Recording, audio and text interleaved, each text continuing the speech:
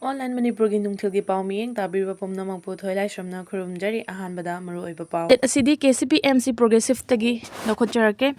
Warning to Arambai Tengol. 13 August ki wathok to chenaba miyoi sing Arambai Tengol gi miyoi sing na kankhatpa manba mongda party gi mayokta khudom bisinglak libadu afaba oiroi nasa gi mongpham thijabaga pangkhak oigani KCP MC Progressive na changsilak palambi dagi handokho Arambai Tengol gi mingcha thi na basu makhata na tawba yaroi laibak thugai bada Arambai Tengol na kankhalakpa taragadi Arambai Tengol gi mathakta athingba thamlakani iraicha ama oina party na paikhalakpa thabak singda apen pen na phongdokpadi matam chuppada taramna oi khudom bisinglaga awatpa saraklagadi khwaidagi tamthiba yeknaba oirakani kauganu mama mapa imung manung singnasu Arambai Tengol gi mingda laibak khavai khara sariba nachana su singsu matam leiringai phajin punsin hobana pumna maki yaifaba oigani makhata na Arambai Tengol gi iraicha singna party gi mayokta kalak kanjau hulaklagadi chapchaba thabak paikhatkani KCP MC Progressive Standing Committee makhata rakpa update asidi Arambai Tengol gi PRO Robin Mangang khurakpamdagi lokhotjarake Hanadi Facebook da nahan sing na pangai hainaba na makhal amani hawjikti wasil luraklabanina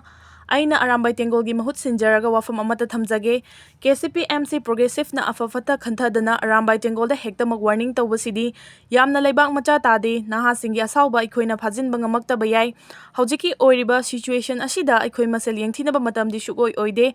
KCP MC Progressive na mafam matam ama simbiro natraga ikhoina sinjau haibra aduga high level da yam lemna se mai tathok tasin tawnasi natragadi mairik pi dagi maijawbi olakpada mangjadoise kanasu natte ima laibak asini Arambai Tengol na kanagi sumi changchangba natraga mayokta leppa leijakhide supna tangi iraicha ama oina arana soi khudingma khara khara yengnaduna ngakminasi haijabadani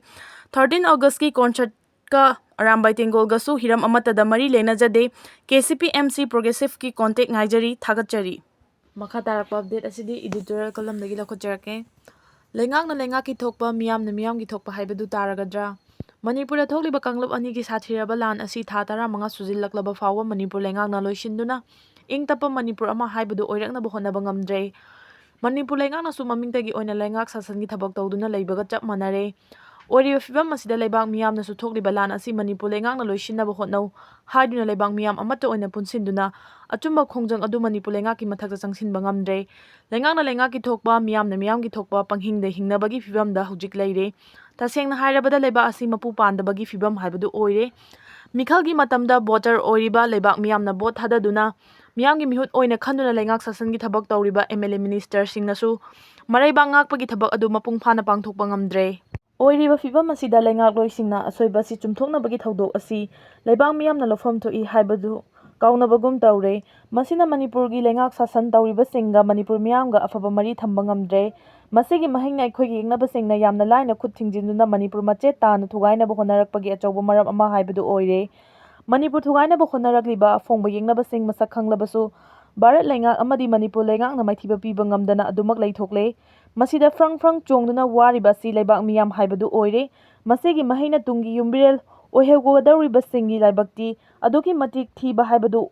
oigadawri haibasi Manipur lengak amadi leibak miyamna khangba ngamdre Manipurda leibak ama ichau chauna leiraga maraibak miyambu tha tara mangarom chupna awaba ipakta tahanba asi aikhoigi lengak loisingi achauba maralni haibasi leibak miyamna khangna lengak loisingi asoiba adu chumthoknaba honafam thoi maram aduna maraiba ngakpa ngamdraba miyamgi damakta karisu khandabagum tawriba aikhoigi lengak loising asi achumba lambi laktuna maraiba kannabagi lofam thokpa thodang adu lauba ngamnaba hojik Bangladesh ta thokliba miyamgi akanba ihau asimak Manipur miyamna su amata oina sagattuna maraiba kanba ngamdraba miyambu awai pakta langthariba lengak loising asi achauba para ama tampibam thoi maduna tana sarkargi thokpa miyamni miyamgi thokpa haiduna panghing hingnabagi fibamda leirabadi Manipur machet machet tana kaiba haibadu oiragani haibasi leibak miyamna khangbadai